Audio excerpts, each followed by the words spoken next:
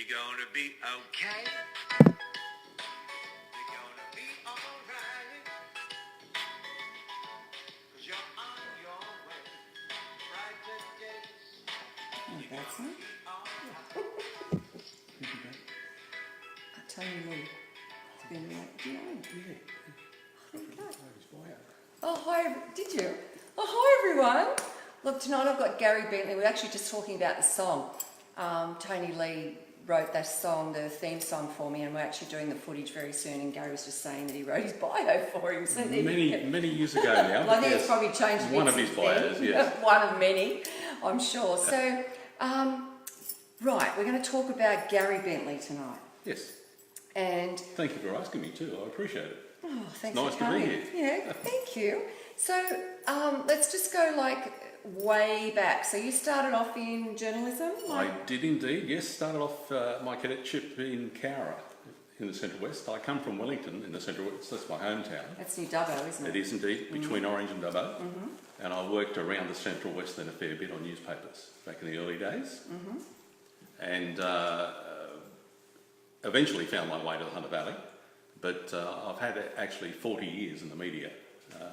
Before that part of my life came and ran, and I've moved on to something different now. But yeah, but that was. What made you get into like journalism and that media side of things? I wasn't any good at maths and science for a start. So, you got a great voice. So did that nothing about the voice at all? No, because I got involved in newspapers initially, and I'd been in newspapers for several years. And I was working as the managing editor of a paper in Young, and a new owner came in, and I wasn't prepared to work for the new owner, so I was looking at alternatives. And the local radio station manager said, have you ever thought of radio? And I said, no. And he said, well, you've got a voice, give it a go. Oh, so you didn't say you got a face for it? No, that's what I was told. No. I've got a face for it. No, I thought it was a compliment when they first told me. So they sent me to Wagga for training. I had about a week's training and moved into a completely different media, which was great, and I thoroughly enjoyed it, and spent probably 12 years or more in radio. But came to Newcastle with 2KO. I was the breakfast news person at KO for years, and loved it. It was good fun. So how long were you there for? I was there for about 10 years, I think, from memory, and then moved on and did other things. I was involved with REMA for years. I was on the board of directors at REMA. I did talkback radio at REMA, which was great. I thoroughly enjoyed that. That was an interesting side of my career. But it's great being in radio, isn't it? It is. It's lovely. I love the immediacy of radio, but certainly with breakfast radio, the handicap is the early hours, and that was too tedious after a while. But I mean, at least you could turn up in your pyjamas and no one would even know. Well, no, that wasn't much good. Not when I lived so far from the station. I didn't want to break down in my pyjamas. That'd be no good. I had to be properly dressed and ready for the job. Oh, only because I've done a couple of shows in my pyjamas. But anyway, so we're looking at, you've gone from like media, and then we also look at married. Yes, I was married for 23 years, the first marriage, and that marriage dissolved, but not before 7 children. Wow. So I have 7 children now, and I have 16 grandchildren at this stage. Wow. 16 and counting. Wow. The kids aren't finished yet, so... I can just imagine Christmas time around at your place, or, you know, wherever you meet, because we all come together at Christmas, and it just seems to be, they just keep going out and going out. They just seem to be running out of chairs and space these days. A big family's a blessing. And isn't it? My grandkids range in age from almost 18 down to babies, so it's a wide range and a wide mix. It's being a grandparent, isn't it? It is, because you can always hand them back. Well, I think, you know, I've always thought like the actual, the love that you have for a grandchild. I mean, we love our children, but the love that you have for a grandchild is just so much more intense. Do you not think that? Yes, yeah. It's a different kind of Absolutely, love. it is different. It's like, you know, you could kill to save them, you know. I mean, you could do the same for your own children, but, you know, as far as like grandchildren, I just know that I have this much, much more incredible, intense love that I can't even describe because it just fills you. Yeah. You know, they're just amazing little people. So I'm saying that for all my grandchildren and all the grandchildren out there that are just so awesome. So then after the first marriage breakdown, after 23 years, a couple of years later, I met up with a woman I married, Michelle, and we had 14 years together, and they were 14 fantastic years. She'd come from a previous marriage, I'd come from a previous marriage. We both knew what we wanted and expected in a marriage, and we both provided it for each other. So it was an ideal relationship for all those years. I had worked for 15 years with the Newcastle Herald, and Michelle had set up her own business.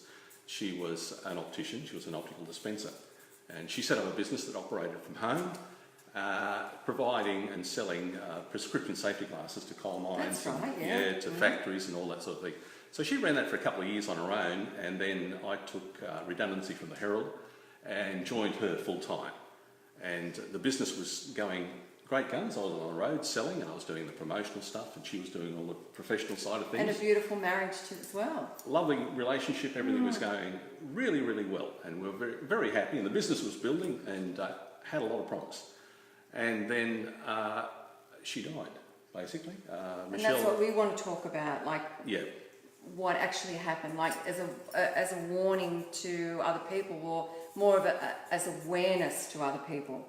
Well, this only happened 2 years ago, so she's only been gone for 2 years, but she's only 51, and she suffered a pulmonary embolism. I didn't know much about pulmonary embolisms until this happened, but basically she was a woman who was in good health, working hard, enjoying her life, everything was going well. She got a sore leg, and she had a sore leg for 2 days, and she died. Now, so that's all. Like that was the only warning. The only warning.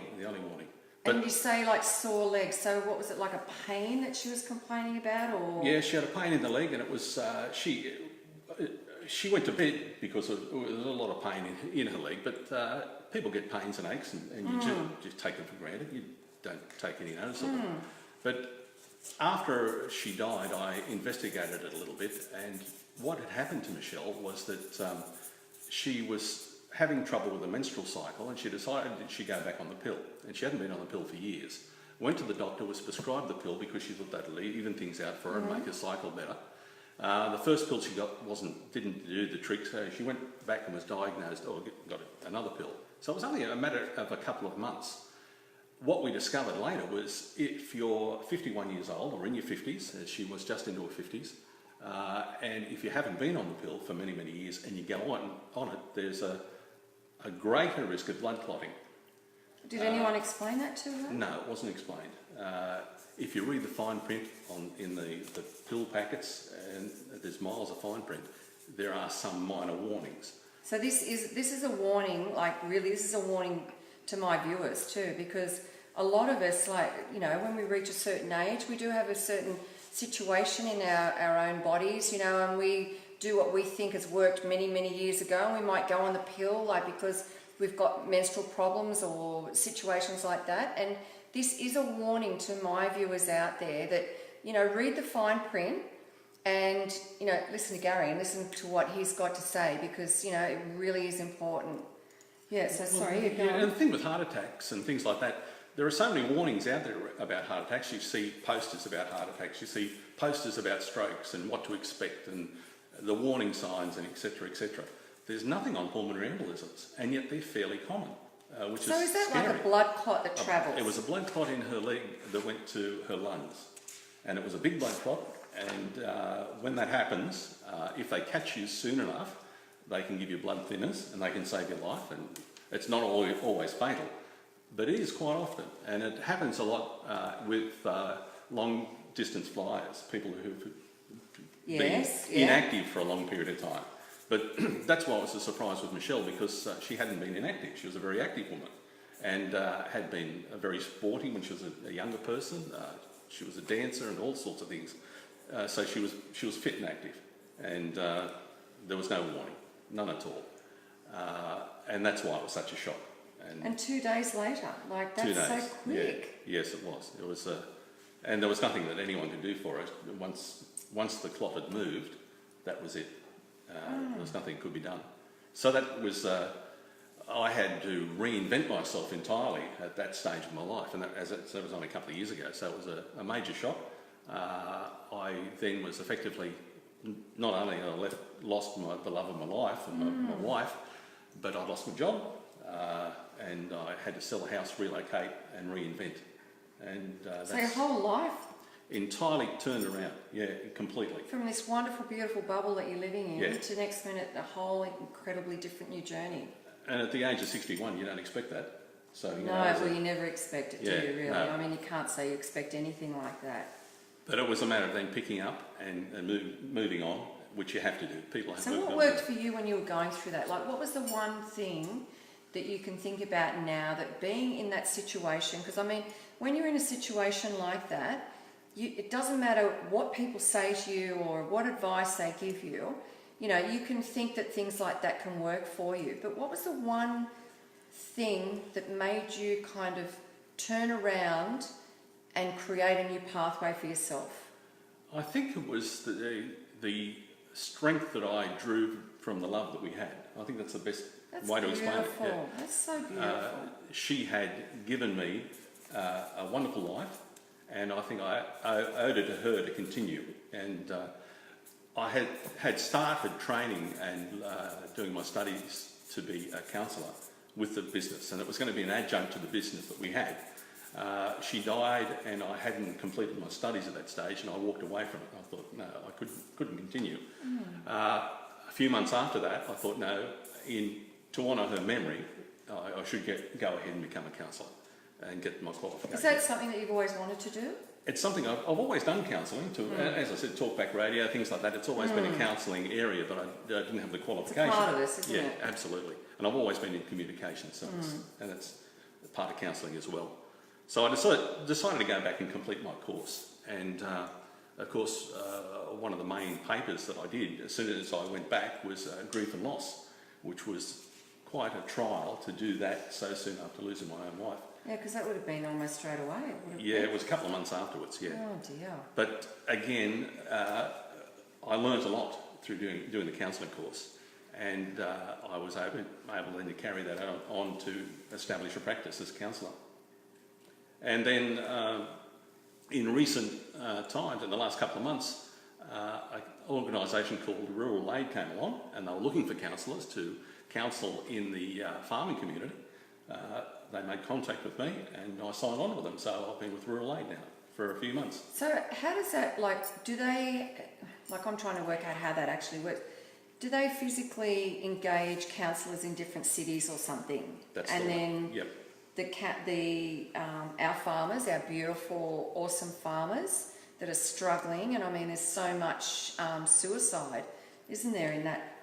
The suicide rates more than 50% higher in the rural communities than it is in the towns. So, and it's crazy. Yeah, it's a very bad statistic.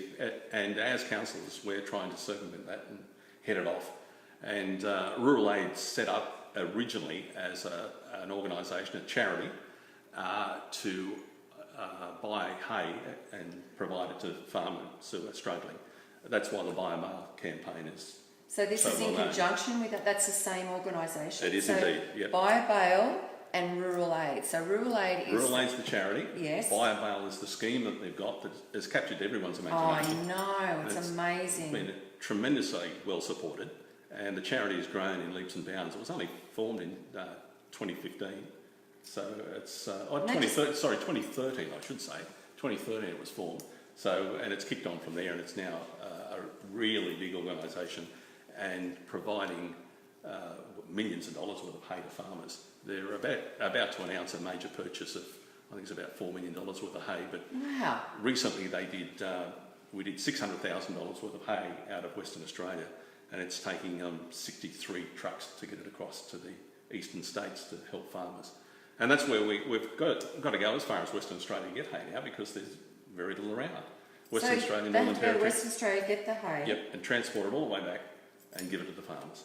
And we've bought it's probably up to now $2.5 million worth, I guess, into the Hunter Valley alone. So we're doing hay drops every day of the week, and it's a very, very busy and active charity.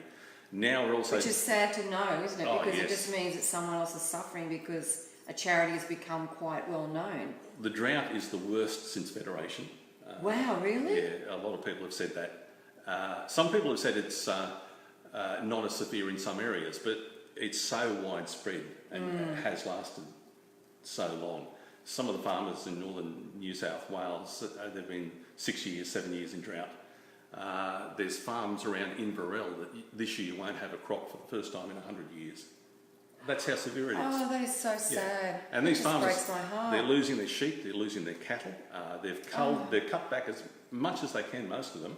Some of them are just keeping a few sheep and cattle so that when the rain starts again, and it will start again, Their breeding they'll stock. have the breeding stock there. Yeah, but So they're just down, because I know a lot of them are down to that is all they've got now. Yep, They've absolutely. gone from massive producing farms now to where all they're doing is just keeping their breeding stock alive. And at times their stock is in such poor condition that they can't sell it, they can't even afford to transport it to market, even if there was a price for it, so they just have to shoot it in the paddock, and that happens a lot. I know they were saying, like, I know a farmer we were talking to, they'd get $350 or something for their piece of cattle, and now they were getting something like $60. There was a sale at Tamworth some weeks ago where 5 cents a kilo was being paid. Oh, I mean, that's just, geez, that's sad, heartbreaking. isn't So it? heartbreaking for the farmers. I mean, that's the backbone of our country. Yeah, That's what yeah. Australia's made on. We're beautiful farmers. And for my overseas viewers, like, it's really a tragedy what we're going through here in Australia at the moment. And, you know, what Gary's telling you is, like, just so real. You know, there's poor farmers that are having to shoot their stock because they can't afford to transport them to sell them. They're not getting enough money to sell them. They can't even put the fuel in their trucks to get them there. So they're going down and they're physically shooting their beautiful stock, and a lot of them are committing suicide as well, aren't they? There is a story, the satellite was an anecdotal story, but it's a true one, about farmers who will have enough bullets to, say, shoot all their sheep. Oh, well, usually it's cattle. They'll shoot all their cattle and they'll save the last bullet for themselves. And that happens. That's a reality. And it's a graphic, shocking reality, but it's happening on our farms. And I mean, this is our country. This is Yeah. what we're made of. Like, Yeah. this is how we started, Yeah. farming the land.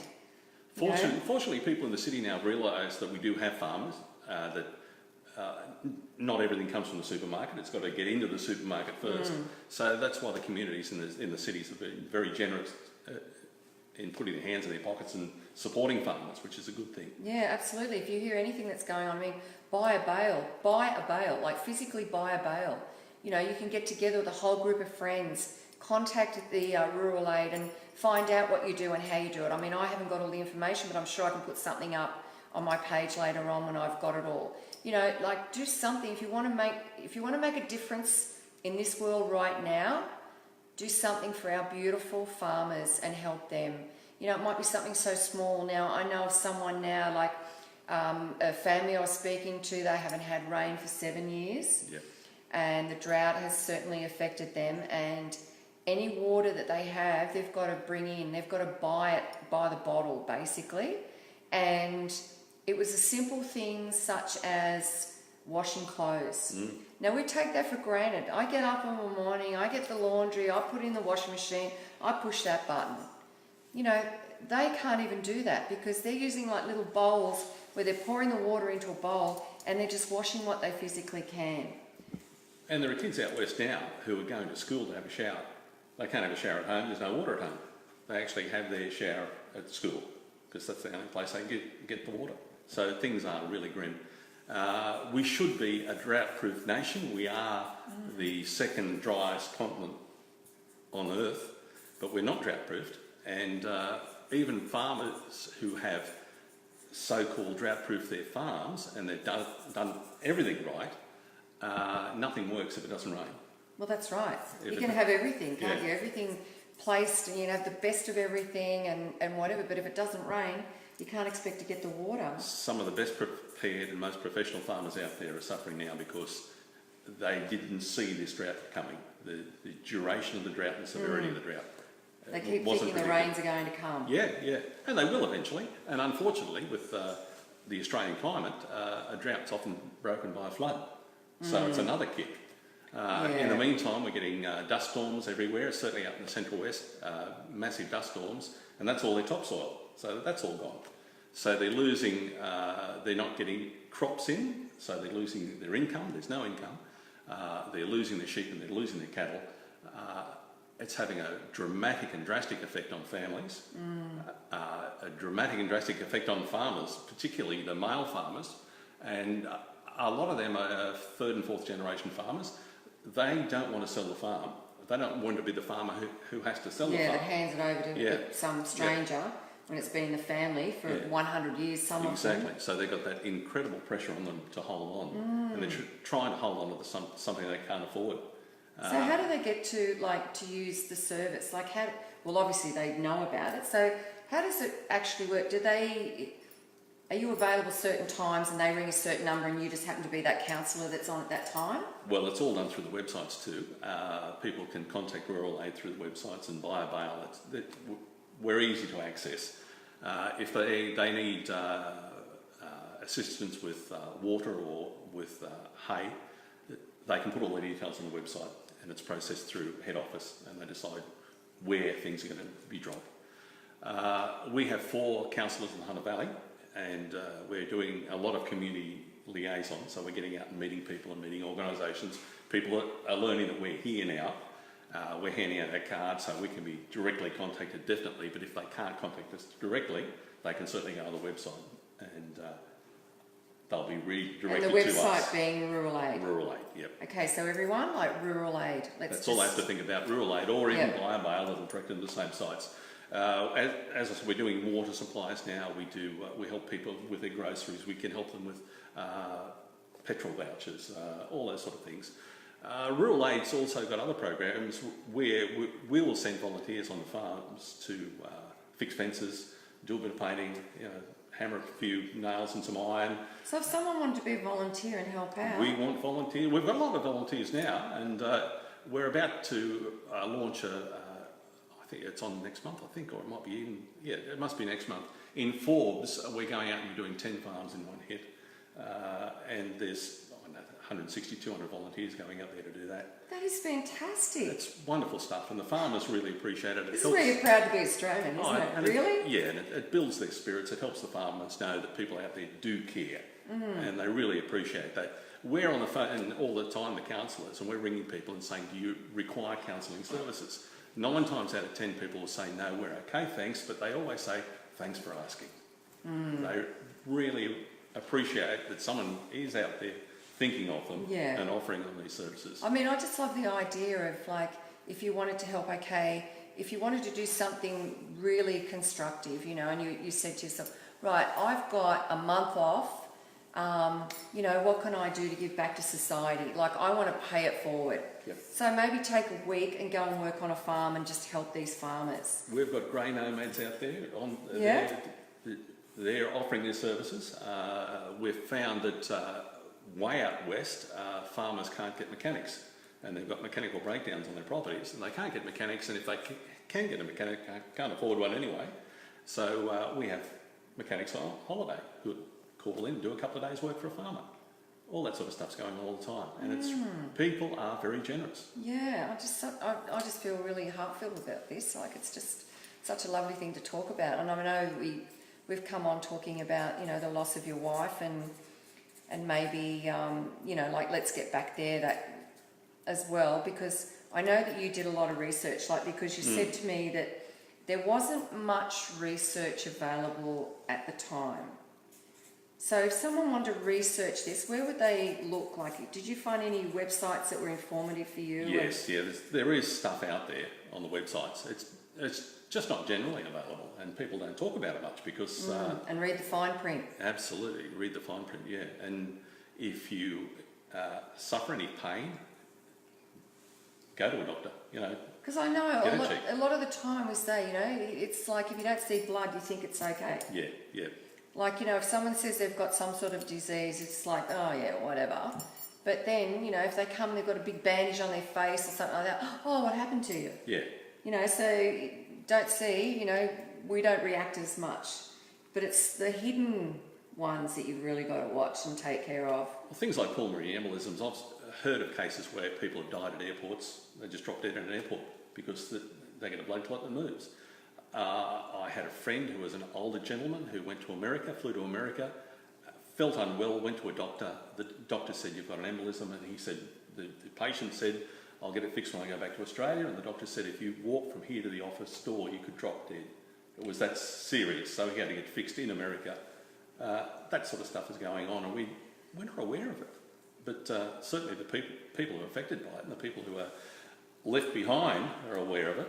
And it's just one of those things that people should be more aware of. And, you know, like, how are you coping now? Like, I know it's a horrible thing to go through a loss, but I mean, how are you coping? Because you're there for so many other people, like being a counsellor. Yep. And I know myself being a counsellor, that even though people say you don't take it on board, there's a little part of you that you can't help but not take it on board. Well, we're required to have supervision. That's part of our qualification. So we have the supervisors. We've got a tight-knit group. As I said, 4 counsellors in the Hunter, and we do a lot of talking. So there's a lot of that going on, and that helps us cope. But we don't get any good stories. Counsellors don't hear good stories. You only hear sad stories. No. And they're people, and there are some incredible stories out there. I know, and you just wonder, like, the strength of the human. Yeah. You know, like, how you just go, how does someone, like, you'll hear something and you go, how did that person get up this morning and even make the appointment to come and see me? How did that person actually do that? It's quite amazing. And that's one of the things that Rural Aid offers through our counsellors. We actually go onto the property and talk to people. They don't have to come to town. They don't have to find a counsellor. We'll go to them, talk face to face. And that's the best form of counselling, the face-to-face stuff. So, I guess, looking at what you've done in your life and your work that you've done and the things that you've done in your life, do you think this is the most rewarding part of your life now for you? Absolutely, yeah. It's all about giving back, if you like. Yeah, it's a beautiful feeling, isn't it? Helping people to go. Counsellors can't tell people what to do. That's not our role. System guide. Yeah, it's helping people find their own way. And it's wonderful when you see the light go on and someone finds their way and finds their own answers. So you've had some really good positive endings. Oh yes, yeah. Some lovely stories. Yeah, that's beautiful, isn't it? Anything you want to tell us? A happy story? No names, of course, or... Just people who realise that there is someone out there who cares about them and is caring for them, and then they're better able to deal with their own tragedies or their own life stories, and they can retell their own and rewrite their own life story. And it's wonderful to see people do that and come out positively at the end of it. That's a damn good feeling, isn't it? Oh, yes. And to be a part of that. Yeah. You know, that's the best part of it. Yeah. I know that I could almost skip every time that happens. You know, you just feel like a little girl coming... Well, you wouldn't feel like a little girl, but I just feel like a little girl on a skipping rope. You know, that joyful kind of feeling that someone's actually come through and they've been okay, you know, doing that. And they've emerged stronger and healthier. Yeah, absolutely. Yeah. And you've been a part of that. Yes. It's it's a beautiful thing. Yeah. You know, and I mean, all the training in the world, you can have all the training in the world, but, you know, at the end of the day, if you are a heartfelt person, you know, and that can really drag you in and feel so awesome. Like absolutely. I can't even describe it. It's like the love of a grandchild. Yeah. So, each and every week when I have my guest on the show, I ask them to give a message of hope, because I know there are people out there watching my show that maybe are struggling with whatever they're going through in their own lives. And I usually ask my guests to give them a heartfelt message, like a message of hope. So what would your message be to someone? There might be just one person out there, if you want to look over there at the camera. There'd be one person out there that maybe what you're about to say to them could change their whole life. That's a big responsibility. But there are probably 2 little things that occur to me, and one of them is, as far as it is possible, live at peace with everyone. Sometimes it's not possible, but as far as it's possible, live at peace with everyone. And the other one that I always like comes from an old Beatles song, and it's in the end, the love you take is equal to the love you make. And I've always believed that things even out in the end. You go through rough patches, you go through pain and suffering, but if you do the right thing and you live a good and honest life and give your love to people, it'll come back. So true, isn't it? Yeah, so, and you know, my wonderful viewers, you know, of course, every week I like to thank a few of them, and I know I can't thank you all and I can't read out all the names, but Louise Melrose Hanley, thank you so much for joining in tonight. And we have can you pronounce that? Is it You're Barish? yes, Barish that's close. Mehta? Now, I know I have a lot of my Indian friends watching, and this is like a massive big Indian family that each week someone comes on board and watches a show, and I have trouble pronouncing the name, and it's no disrespect, but I think you did a great job with that. Yeah, you did a fabulous job. So we also have Ashley Harmon, Georgina Harry, Kelly Mills. Thank you, Kelly. You've been on the show a couple of months now.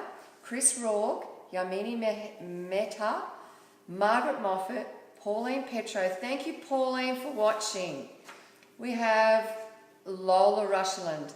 Now, Lola is coming on, I think, in 2 weeks' time, and it's such an incredible story, and I'm not even going to give you a little snippet of it because you'll be blown away. So, and we've got Deborah Roach, and we've got Deborah. Hi, Deborah. Now, Deborah's been on the show 2 months ago in Queensland on the trip to Queensland. So, hi, Deborah. She's got like about 2,000 people following her show. So, good on you, and thank you for doing the show. We've got Gemma Baker, and we've got Kerry Ingham, and thank you, Kerry Ingham. We've got Lee Trimble and Susie Petts. That's my daughter in Wagga. Is it? Yes, indeed, the last one, yes. Hello, Susie. Hi, Susie. How many children has she got? She has 4. So 4 of the 16 or 17? Yes, it's 4 of the 16. 4 of the 16. Yes. Well, thank you, Susie, for listening tonight, and I hope your dad did well. I'm sure he did. So, whatever happens in life out there and you're feeling a little bit down and whatever, don't take it all on board on your own. Share the problem. And if you feel a bit, maybe embarrassed or whatever and you don't want to talk to your friends, there's always Lifeline. There's always other organisations. There's just like the organisation we're talking about tonight, Rural Aid. There's lots of organisations out there that will help you through whatever you're going through. You've just got to make the call and take the first step. And I hope watching tonight maybe gives you that little bit of a push to take that first step and go and get some help. Because, in life, you don't want to be sitting back there carrying the whole burden on your own. Share the problem. And, and I hope that no matter what in life, you're going to be okay. That's what I can say. So we'll say good night, Gary. Thank you so much for coming on tonight. I really appreciate it. Thanks, Kelly. And thank you, everyone, for viewing. Good night, everyone.